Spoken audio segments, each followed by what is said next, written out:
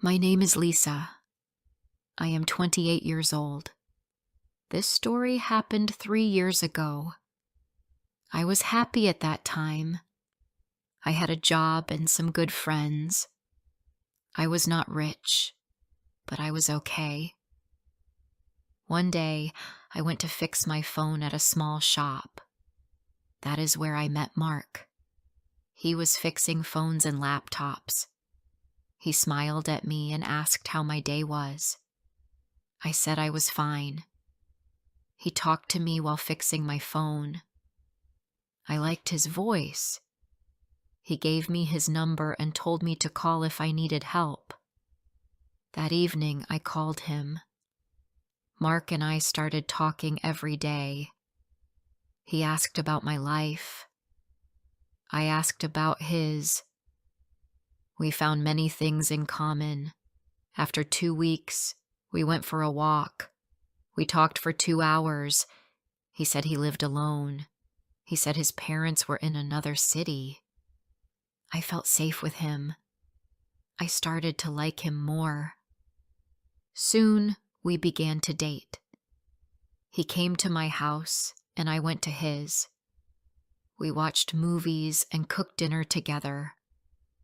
Mark was kind and always made me laugh. He did not have much money, but I did not care. I was happy with him. After 6 months, he asked me to move in. I said yes. I left my small flat and moved to his place. It was not big, but it was clean. We shared rent and food. We made plans for the future. I thought we were building a life together. For the first few months, life was good. We went to the park. We made dinner together. He told me jokes, and I laughed a lot. I thought I had found the man I would spend my life with. I felt lucky, but slowly, things started to change. Mark came home late. He said he was tired from work. He stopped smiling. He did not ask how my day was. He looked at his phone more than he looked at me. I asked him what was wrong.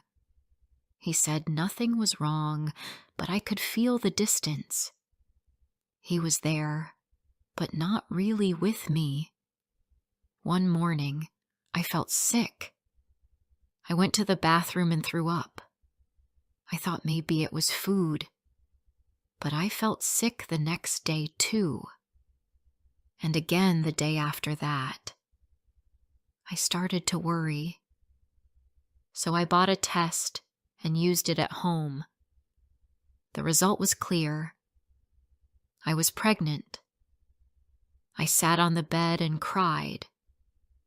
I was scared, but a small part of me was happy too. I wanted to tell Mark. That evening, I waited for him to come home. When he walked in, I said, "We need to talk." He looked tired. I told him, "I'm pregnant." He looked at me and said nothing. He sat on the chair and put his head in his hands. I waited. After a long time, he said, "Are you sure?" I said yes. He stood up and walked around the room. Then he said, "I can't do this." I didn't understand. I said, "We can take care of the baby. We will find a way." He shook his head. "I am not ready," he said. "I never wanted this."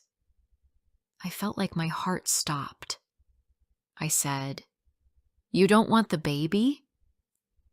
He looked at me and said, "I don't want this life. I need time to think." He picked up his jacket and left.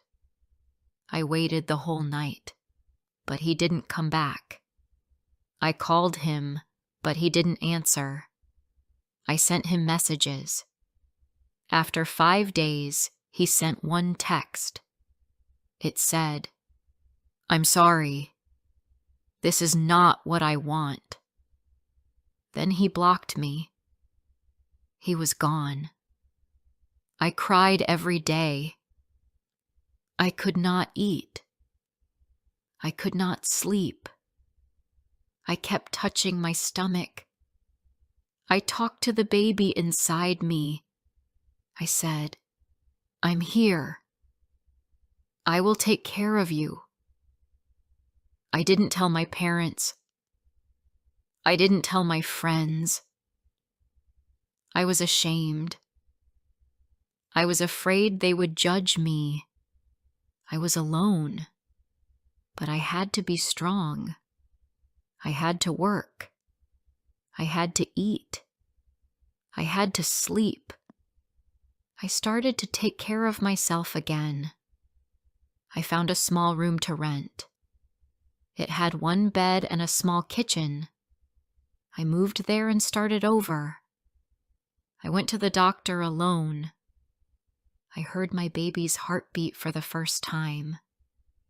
I saw the baby on the screen. I cried, but I also smiled. I said, "I will never leave you." I worked every day. I came home tired, but I did not stop. I saved money. I bought baby clothes. I read about pregnancy and birth. I stayed strong, even when I wanted to cry. People looked at me in the street.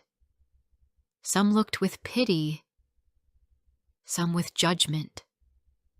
But I kept my head high. This baby was mine, and I was not going to give up.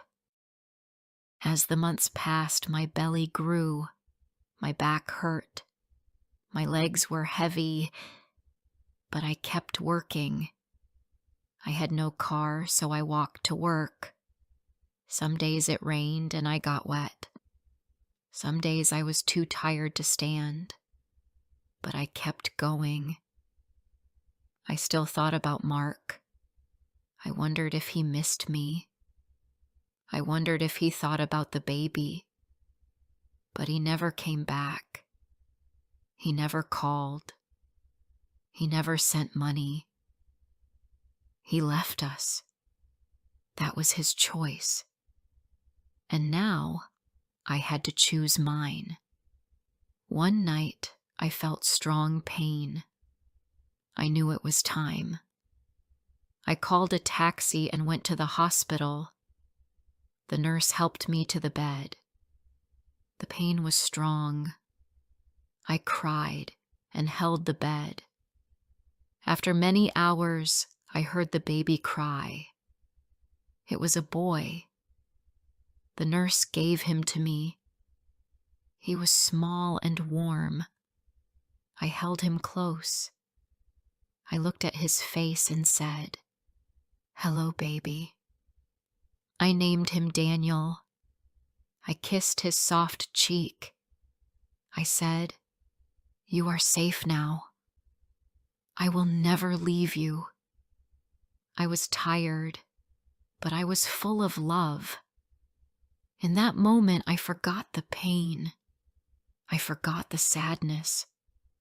I only saw Daniel. He was my son, my little boy, my family. I was not alone anymore. I was a mother. And I knew one thing very clearly. I would do anything for him. The first few days after Daniel was born were not easy.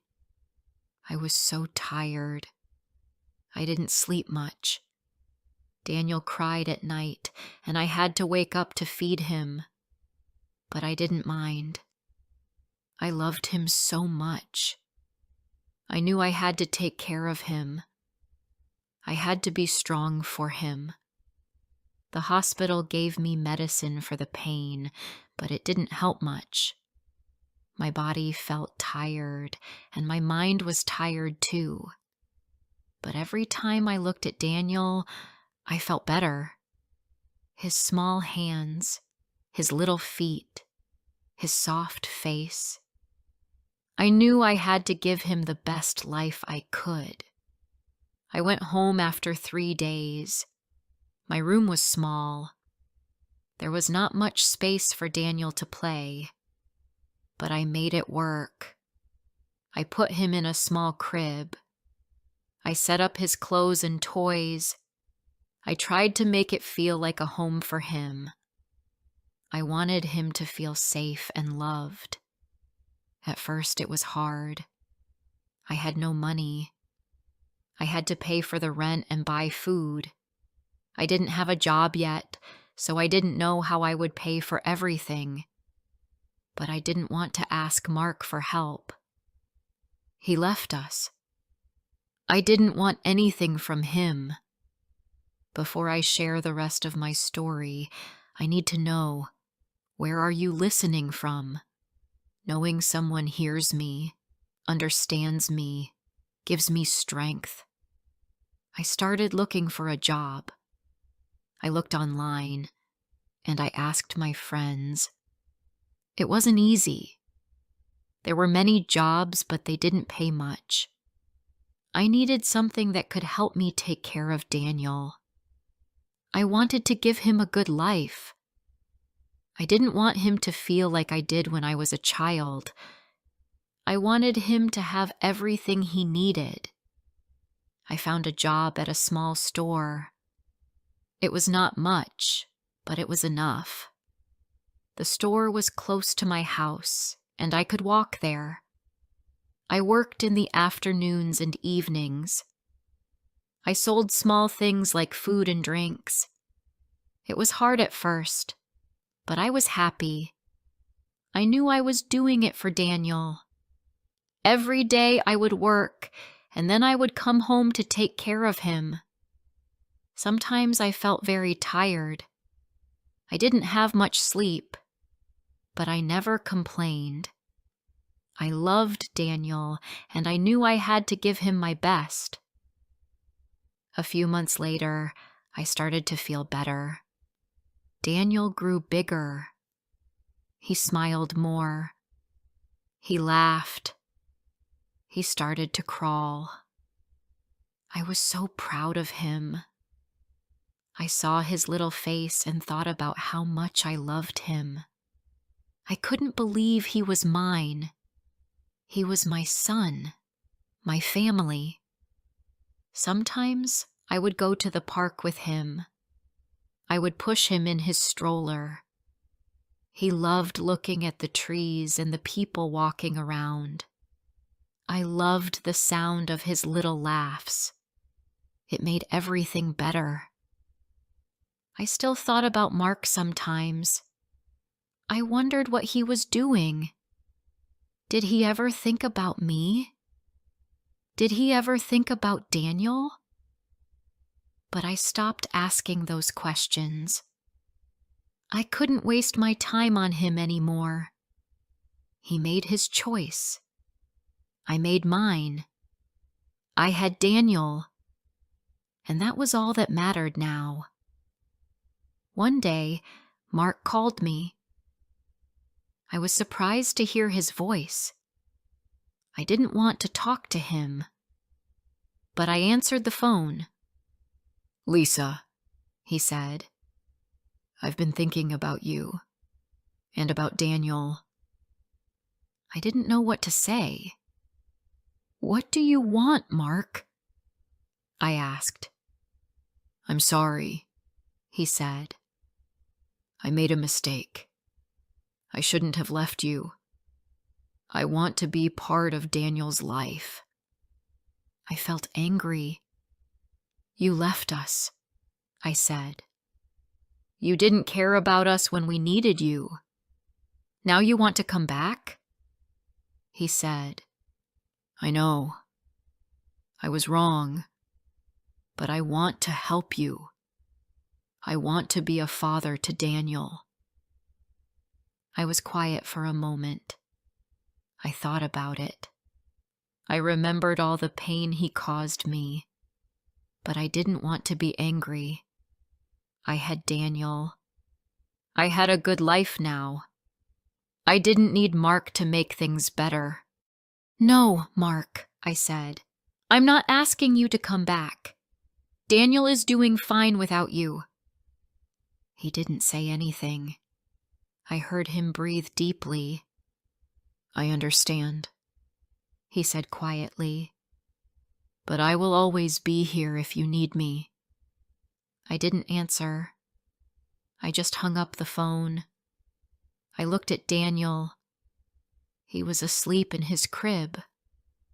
I smiled. I knew I had made the right choice. I didn't need Mark. I had everything I needed with Daniel. The next few months were better. I worked hard and I saved money. I bought some new clothes for Daniel. I found a small daycare center where I could leave him when I went to work. I made sure he was safe and happy. I still didn't have much money, but I didn't care. I was happy. I was a mother. I was strong. I didn't need anyone to help me. I was enough for Daniel. I knew that no matter what, I would always be there for him. I would do everything I could to make sure he had the best life possible. One day, when Daniel was a year old, I was sitting in the park with him. He was playing with a small toy. I watched him and smiled. I thought about how far I had come. I had been scared when I found out I was pregnant. I didn't know how I would do it. But now, I was proud of what I had done. I had raised my son alone. I had worked hard, and I had made sure Daniel was happy. As I watched him play, I realized something important. It didn't matter what happened before. It didn't matter that Mark had left. What mattered was that I had Daniel. I was his mother. And that was all that mattered. Daniel was now 2 years old. He could walk and talk. He liked to play with balls and cars. He said small words like "Mama" and "Thank you." Every day I watched him grow. He made me smile. He made me strong. I forgot how tired I was. His smile gave me energy. I still worked at the small store. I worked 5 days a week. It was not easy, but I needed the money. I paid rent. I bought food. I bought clothes for Daniel. Some days I was very tired. But when I got home, Daniel ran to me. He hugged me. He said, "Mama." That made everything okay. One evening, I was sitting on the floor with Daniel. We were building a small tower with toy blocks. He laughed when the blocks fell down. I laughed too. Then he looked at me and said, "Where is Papa?" I was quiet for a second. I did not know what to say. I looked at his little face. I said, "Papa is not here, baby. But Mama is here. I will always be here." He looked at me and smiled. He said, "Okay, Mama." Then he went back to playing. My heart felt heavy, but I stayed strong. I knew he would ask again one day. But for now, he was too young to know the full story. Weeks passed. Life was the same. Work. Home. Daniel. Sleep. Some days were good. Some days were hard. One day, I felt sick at work. I had a fever. My head hurt. I went home early, but I still had to cook. I still had to feed Daniel. I still had to clean. There was no one else. I was the only one. That night I cried in bed. Daniel was asleep. I looked at him. He was so peaceful. I said, "I'm sorry I can't give you more, but I promise I will never leave you." I kissed his head. Then I went to sleep. A few days later, something good happened. My boss at the store said I was doing a good job. She said she would give me more hours and a little more pay. I smiled. It was not much, but it helped. I could buy a new jacket for Daniel. I could buy better food. I started saving a little money every month. I put it in a small box at home. It was not a lot, but it made me feel safe. I told myself, one day I will move to a better place. One day Daniel will go to a good school. That thought gave me hope. One Sunday morning, I took Daniel to the park. It was sunny. There were other children playing. Daniel ran to the swings. I sat on a bench and watched him. Then a woman sat next to me. She smiled and said, "Your son is very cute." "Thank you," I said. "His name is Daniel." She said her name was Kate. Her daughter was playing too. Her name was Emma. We talked while the children played. Kate was kind. She asked where I lived and where I worked. I told her my story. Not all of it, just a little. She said, "I understand. I was alone too, a few years ago." I looked at her. She smiled softly. She said, "It's hard, but we keep going. For our children." I smiled back. I felt warm inside. It was nice to talk to someone who understood. That day, I felt a little less alone. We met again at the park. Then again the next week. Our children played together. We talked more. I told her everything one day. I told her about Mark, about how he left, about how I raised Daniel alone. She listened. She did not judge me. She just said, "You are strong." That meant a lot to me. Time passed. Daniel turned 3. He went to a small school. I took him there in the morning before work. He was happy. He made new friends. He started to say more words. He learned songs. He brought home drawings. I put them on the wall. Every time I looked at those drawings, I smiled. I saw how far we had come. From nothing to something. From sadness to light. From pain to hope. One day, I saw Mark at the supermarket. He looked different. He looked older. He saw me and stopped.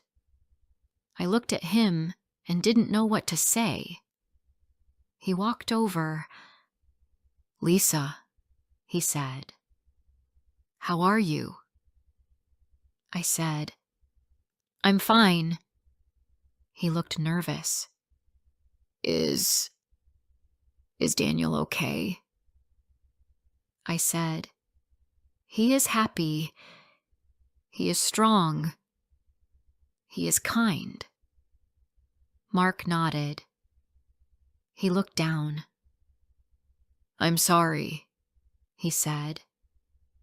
I know I was wrong. I didn't answer. I didn't feel angry. But I didn't feel sad either. I just felt calm. You missed everything, I said. His first word, his first step, his laugh. You missed all of it. Mark looked at me. He said, Do you think he will want to see me? I said, Maybe one day, but not now. He doesn't even know you. He nodded again. I understand. If you ever want to talk, here's my number. He gave me a small piece of paper. I took it, but I didn't look at it. I just said, Goodbye, Mark. He walked away. I stood there for a moment. Then I put the paper in my bag and left the store. When I got home, I looked at Daniel. He was playing with his blocks. I sat next to him. He looked up and smiled. Mama, come play, he said. I smiled back. Yes, baby. I'm here. That night, I took the paper out of my bag. I looked at Mark's number. Then I tore it into small pieces and threw it away. We were doing fine. Daniel and me, we had each other. That was enough. If this story touched your heart, don't forget to like, comment, and share. More emotional and inspiring stories are coming soon.